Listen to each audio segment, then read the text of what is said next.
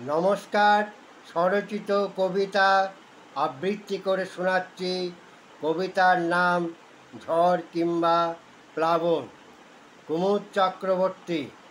স্বপ্ন নয়, স্বপ্নের মতো জড়িয়েছিল তোমার অনুভূতি আমার কল্পিত মনে। ক্রমশ সেটা ভেঙে চৌচির হলো আশির কাচের মতো জীবনের সবুজ সতেজ আশাপথে।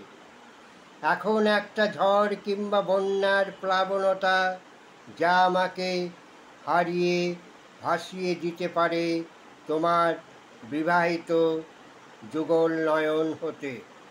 তুমি এখন স্বপ্ন দেখো ছোট পরিবার, সুখী পরিবার, স্বামীর উত্তর অফিসে পদোন্নতি।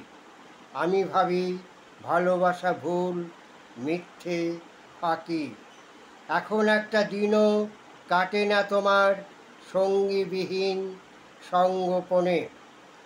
আমি সঙ্গীবিহীন কাঁদি বেদনাতে।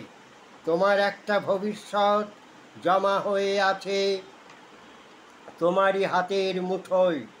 তাই তুমি দুহাতে ভালো লাগা, ভালোবাসায় বর্তমানে খরচ করে চলেছ। অথচ আমি চাইছি অনির্দিষ্ট ভবিষ্যতের জন্য একটা ঝড় কিংবা প্লাবন। নমস্কার।